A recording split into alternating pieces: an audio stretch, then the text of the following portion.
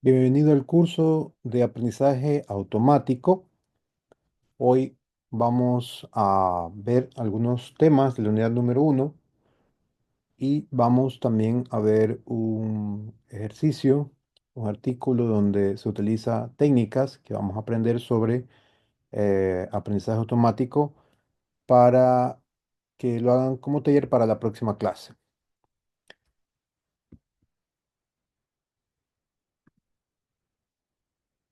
La unidad número uno, fundamentos de aprendizaje automático. Introducción al aprendizaje automático, conceptos y aplicaciones, tipos de aprendizaje, supervisado, no supervisado, refuerzo, la historia y evolución, orígenes de modelos lineales, primeros modelos, evolución de modelos estadísticos, diseño de sistema de aprendizaje, etapas de un proyecto, exploración, procesamiento, modelado, evaluación, validación y overfitting, división, entrenamiento, prueba, validación cruzada, análisis exploratorio de datos, tipos de variables categóricas, numéricas, codificación, conversión de categóricas a numéricas, distribuciones, correlación entre variables, matriz de covarianza. Hoy vamos a hablar de la introducción, conceptos de aplicaciones y tipos de aprendizajes. Y luego vamos a ver un- una aplicación.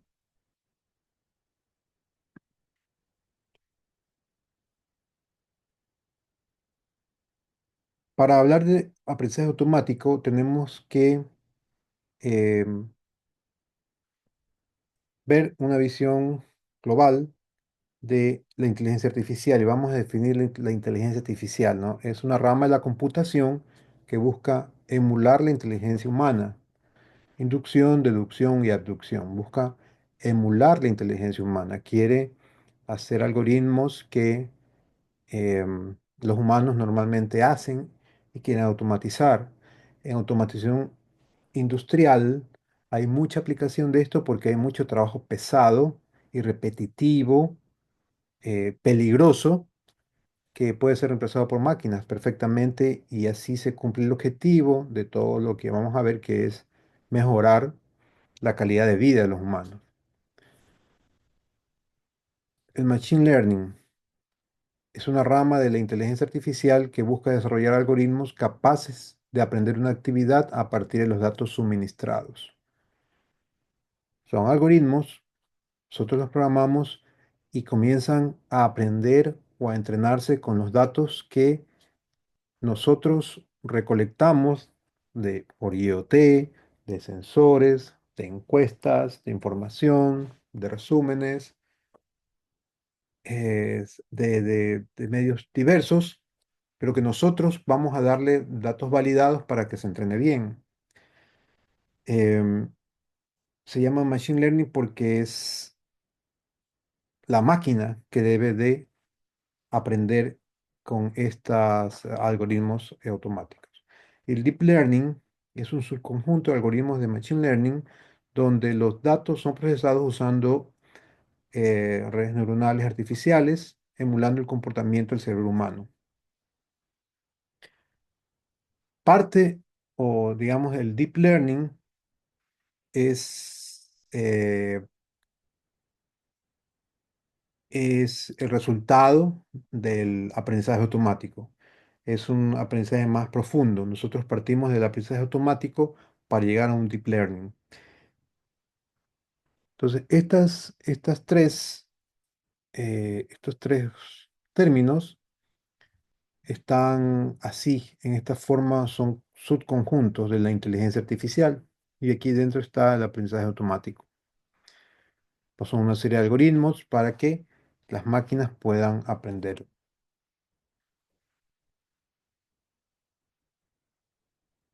¿Tienen alguna pregunta? Me interrumpen en cualquier momento. Entonces, ¿qué es el aprendizaje automático?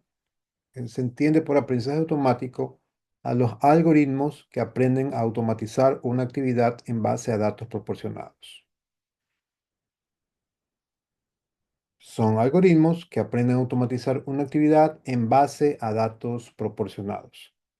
Ejemplos: detectar usos fraudulentos de tarjetas de crédito a partir de transacciones, identificar temática de un texto, detección de correos de spam, reconocimiento de patrones de uso en usuarios, detección y clasificación de objetos en imágenes, detección de comportamientos anómalos en redes.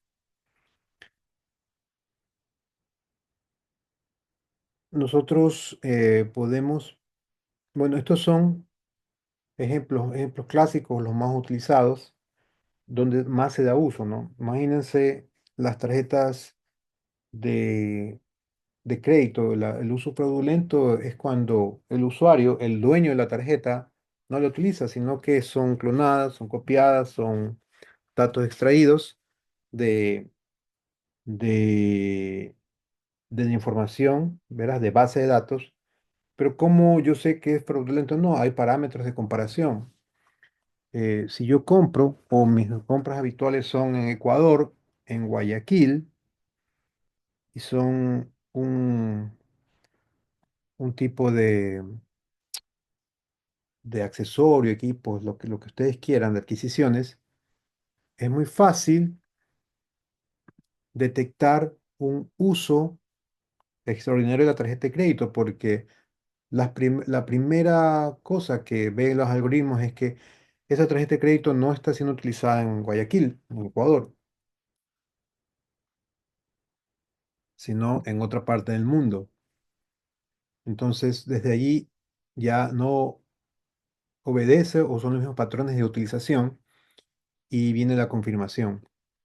A veces se pueden dar las compras en las tarjetas de créditos, de hecho lo hacen, pero pues se puede reclamar el usuario probando que no lo hizo de alguna manera.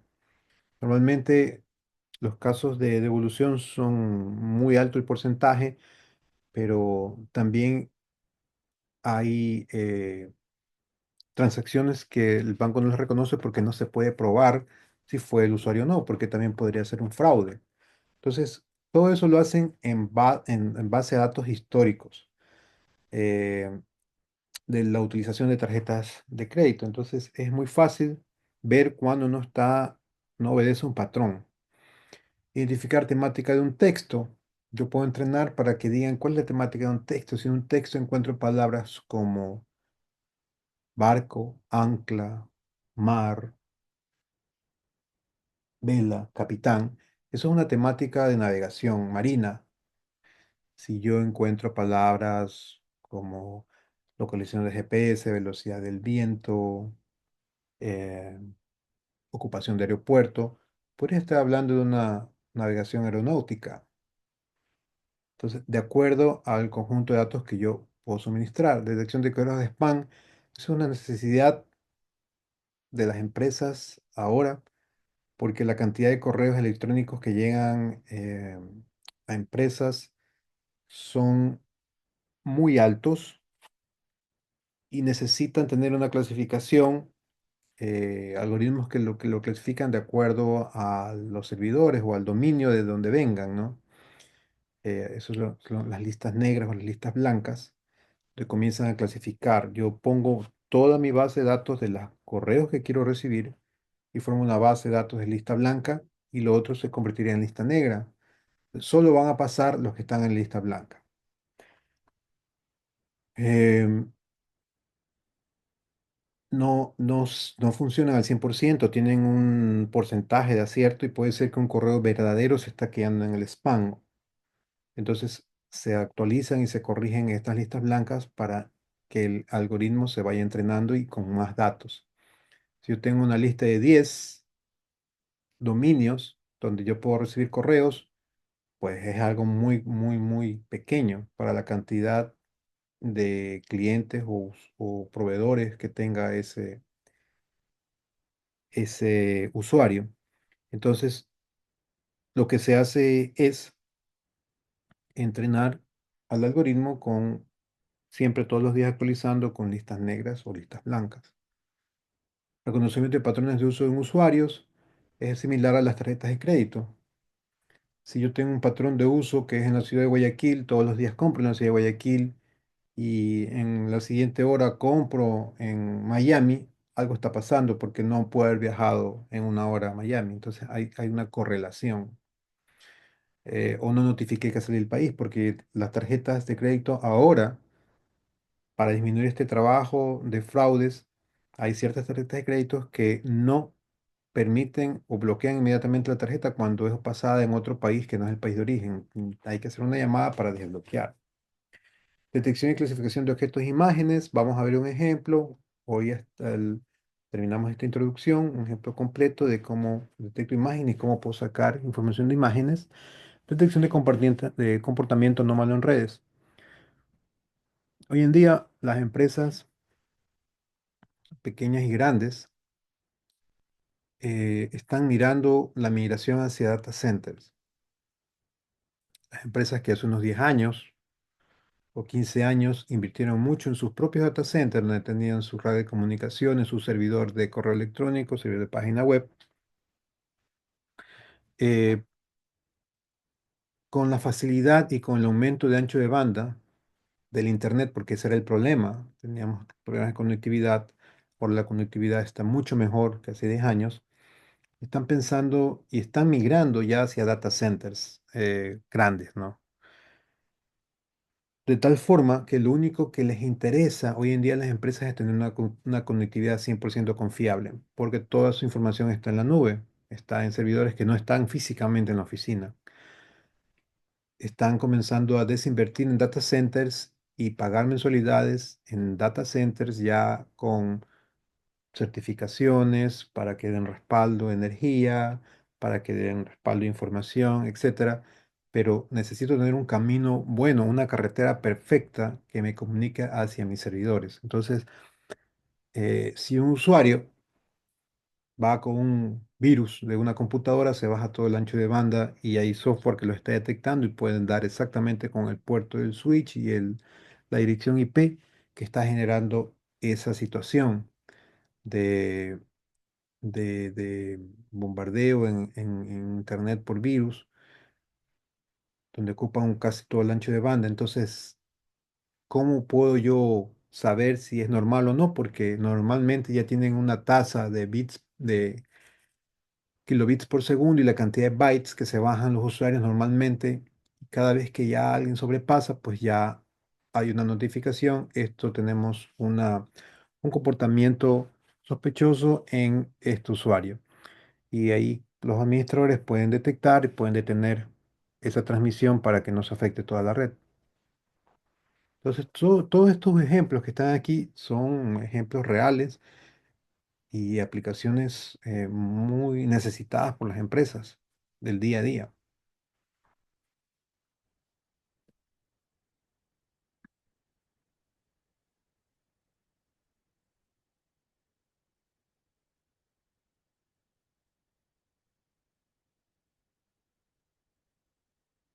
El aprendizaje automático se divide en tres amplias categorías que se corresponden con los paradigmas de aprendizaje según la naturaleza de los datos y la disponibilidad de estos.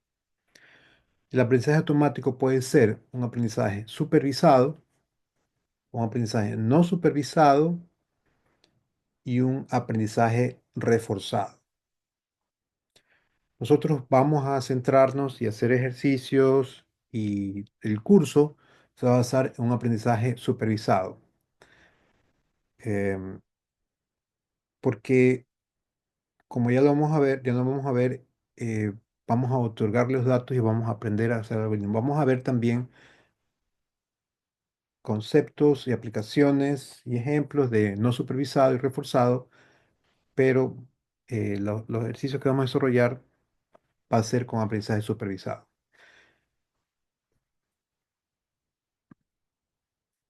Ok, entonces, ¿qué es el aprendizaje supervisado? Si vemos la gráfica, tenemos por este lado el conjunto de datos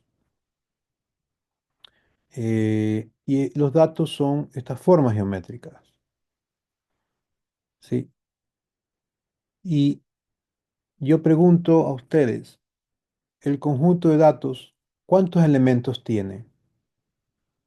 Todo esto de aquí.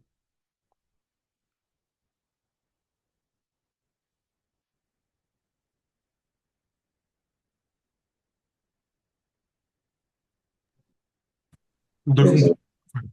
¿Cuántos? Dos conjuntos, uno de rojos y uno de azules. No. La pregunta es, ¿cuántos elementos tiene este conjunto de datos? Ah, ocho. 8. Tiene 8 elementos. Sí, el conjunto de datos está formado por 8 elementos. Sí, escuchen bien la pregunta. Ahora yo voy a hacer otra pregunta. ¿Cuántos tipos de elementos hay en este conjunto de datos? Dos. Dos. Dos, ¿verdad? Sí, Solamente dos. tipos, sí. Hay un cuadrado y un triángulo, son los tipos. Ahora viene otra pregunta. ¿Cuántas formas hay en este conjunto de datos? Dos. Dos solamente, cuadrado y triángulo. Otra pregunta. ¿Cuántos colores hay en este conjunto de datos? Solo habría dos colores parece que fuera rojo y color celeste. Correcto. Entonces, si ustedes se dan cuenta, yo puedo etiquetar, ¿sí?, a mi conjunto de datos como yo quiera. El aprendizaje supervisado realiza predicciones a partir de datos conocidos, asocia las características de los datos a las etiquetas. Yo los etiqueto, yo les doy un nombre, aquí los etiqueto. ¿Cómo los voy a etiquetar? Este va a ser un cuadrado azul, este va a ser un triángulo azul, este va a ser un cuadrado rojo y va a ser un triángulo rojo. Entonces, yo lo estoy etiquetando, diferenciando cada uno por la forma y por el color. Por la forma y por el color. Yo estoy poniendo cuadrado y triángulo azul y rojo. Están clasificados con dos características de estos datos. Si yo hubiera dicho yo quiero clasificarlos por las formas, yo tendría un conjunto, estos cuadrados, en un solo conjunto, dos cuadrados y dos triángulos. O simplemente un cuadrado y un triángulo. Yo no quiero clasificar por el color. Ahora, ¿qué pasa cuando estoy recibiendo estos datos y ya los etiqueto? O sea, estos son datos y recibo 1000 datos más, que son círculos amarillos. Si no, si no se parecen a las etiquetas, los descarta. Si ingreso 1000 cuadrados rojos más, va a seguir detectando los cuadrados o a contar los cuadrados rojos. Si ingreso un cuadrado amarillo, lo va a descartar porque yo las etiquetas que estoy haciendo solo son estas. Solamente estas son mis etiquetas. Y a partir de esto yo entreno. Son datos que yo estoy proporcionando. Este es un cuadrado azul. Vamos a ver, viene el primer dato. Este es el conjunto de datos. ¿Qué etiqueta es? Cuadrado azul. El segundo dato, ¿qué etiqueta es? Cuadrado rojo. El tercer dato, ¿qué etiqueta es? Va comparando los datos. No son parecidos, no son iguales a los de la etiqueta. Este no es igual porque esto es un cuadrado azul, no es igual. Este no es un triángulo azul. Esto no es un cuadrado rojo. Un triángulo rojo se parece al 100%. Ok, es un triángulo rojo. Y ya lo etiqueta el algoritmo. Ya lo clasifica, lo saca el algoritmo. Porque yo comencé a dar etiquetas a la referencia. Y ahí ya lo comienzo a entrenar. Son datos por eso se llama un aprendizaje supervisado. Yo los etiqueto a los datos. Y una vez que el sistema reciba, cuando esté entrenando, cuando esté aprendiendo, va a comparar con las etiquetas y va a dar como resultado un porcentaje de coincidencia. ¿Te parece en un 10%, en un 60%, en un 100%? Y yo establezco qué porcentaje es el aceptable o no.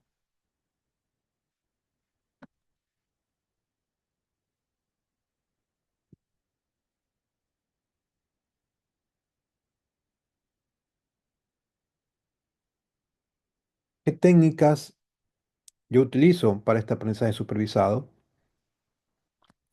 Básicamente dos. la regresión, que es la predicción de valores continuos, y la clasificación, que es la predicción de clases. Por regresión, ¿qué temperatura va a ser mañana? ¿Cómo yo puedo saber la temperatura que va a ser mañana?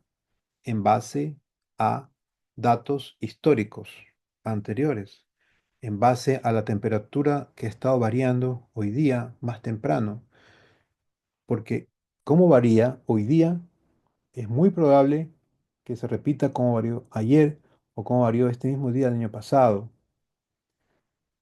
Entonces, yo tengo un número, 16 grados, de acuerdo a una regresión, que es un método para poder predecir, que es un algoritmo para poder predecir el valor que va a tener la temperatura de acuerdo a la función que encontré, una función matemática que encontré de la temperatura. La clasificación, ¿hará frío o calor mañana? Si se dan cuenta, es un dato adicional a la temperatura, porque para frío yo ya no hablo de una temperatura, sino un rango de temperaturas. Y dependiendo, ya esto es algo de confort, de la sensación de confort, ¿sí? Yo pongo frío de 0 grados a 16 grados es frío para mí y de 17 grados a 30 grados hace calor. Entonces, yo ya no hablo de un número de predicción y clasificación, sino yo hablo de una característica adicional que la llamo clase. Y hay dos clases, solamente frío o calor. ¿Hará frío o calor mañana? Bueno, va a ser frío durante todo esto, porque yo ya calculé que voy a tener las temperaturas en un rango hasta esta hora y en otro rango hasta esta hora y está clasificado todas estas temperaturas como frío y todas estas temperaturas como calor. Le doy un significado adicional a los números, que ya no es un número, sino un rango de números. Entonces yo hago una, para regresión, predicción de valores continuos y para las clases una predicción de clases.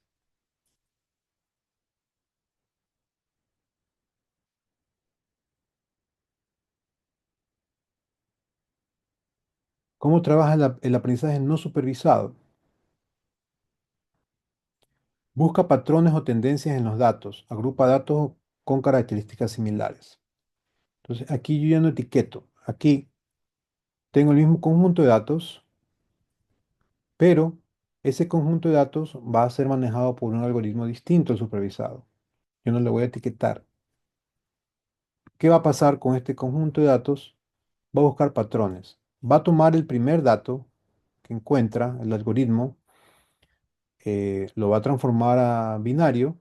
Al final es un número, esto va a ser representado por un número binario y lo va a tener en una memoria y lo tiene almacenado. Este es el primer dato.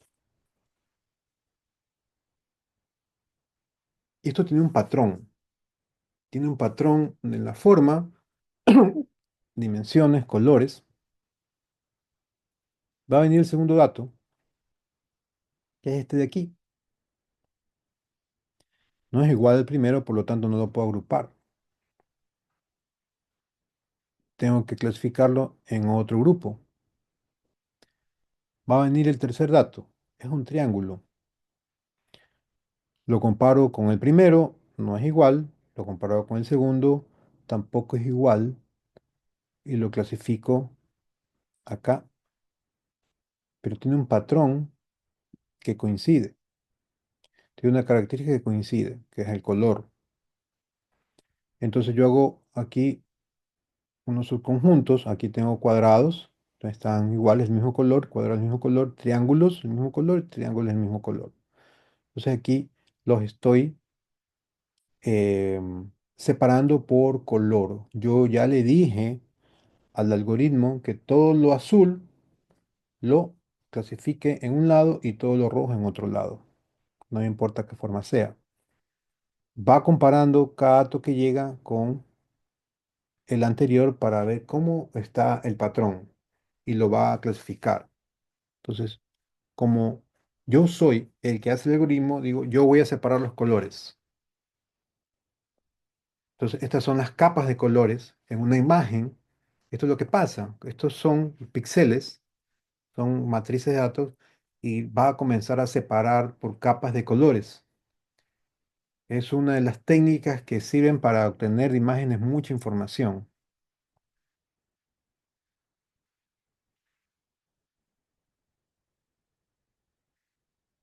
Y aquí tenemos los agrupamientos, más información.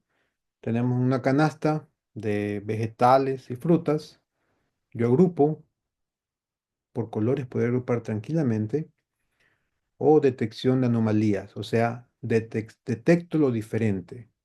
Aquí yo puedo ver los patrones, que los puedo agrupar, y aquí yo puedo ver todos los elementos que son diferentes, porque no obedecen a un patrón, que es el que yo estoy poniendo.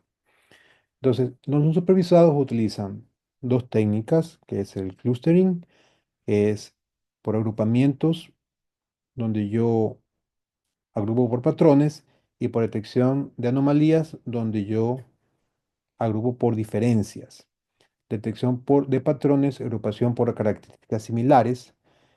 Y por otro lado, la transformación a datos, lo que les decía, yo tengo que hacer una transformación a binarios.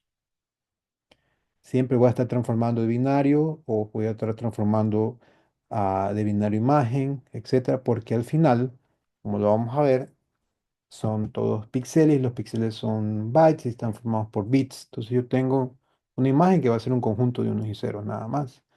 Por eso es que puedo hacer esta identificación, puedo hacer este aprendizaje, porque al final todo lo va a ver como un número. Las técnicas, los algoritmos para que esa extracción de la información sea la adecuada, es en lo que vamos a trabajar y vamos a aprender.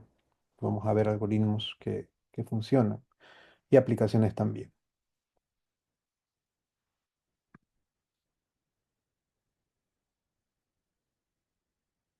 ¿Qué utilizo para el aprendizaje supervisado? Ya lo dijimos que es la regresión. Aquí tengo las variables características, les llamo X, puede ser una variable, una matriz variable. Va hacia el proceso, que es una caja que no conozco, no sé lo que está haciendo. Y tengo Y, variable objetivo de tipo común.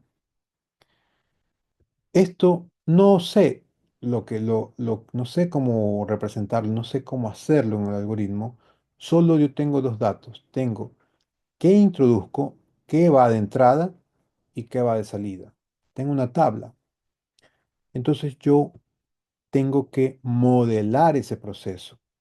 Modelar es encontrar una función matemática que se ajuste a estos valores. Ok, y va a ser igual, va a ser una función de x, ¿sí? Aquí hay un ejemplo, ¿no? Como humedad y viento va a dar temperatura. Pero esto es muchísimo, digamos, es muchísima aplicación y utilización porque todo para simular todo lo que son la automatización, no solamente la presencia automática de algoritmos, ya cuando hablamos de movimiento, robótica, motores, máquinas, todo para poder controlarlo y automatizarlo eh, tiene que tener un modelo matemático. Yo tengo que hacer el modelo matemático para poder controlarlo efectivamente, para encontrar todos sus ceros, todos sus polos, dónde se cae la función, dónde se vuelve inestable. Entonces, yo voy a encontrar una función. Esto es mucha matemática. ¿Cómo lo encuentro? Ya de un proceso físico real que involucra movimiento, involucra máquinas, utilizo las ecuaciones diferenciales, las linealizo con el método de Laplace, por ejemplo, y ya puedo tener mi función lineal. O puedo yo eh, utilizar la regresión, que es lo que vamos a aprender ahora directamente, una regresión lineal para obtener una función que obedezca a y. Entonces, yo necesito modelar este proceso, hacerlo de forma matemática para poder realizar esas predicciones y ese aprendizaje.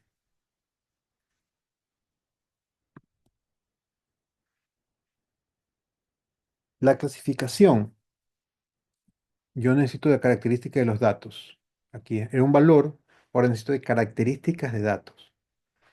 Y acá la salida es una clase variable de un objeto discreto. Y el modelo es buscar clasificar en función de las características de los datos.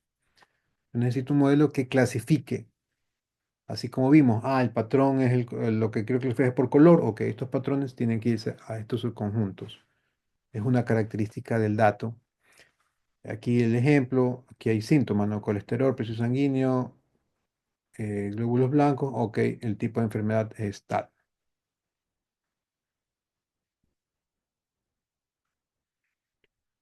Y la clasificación puede ser binaria o multiclase, ¿no? Como su nombre lo indica, binaria solamente son dos clases y multiclase más de dos clases. ¿Tienen alguna pregunta hasta allí?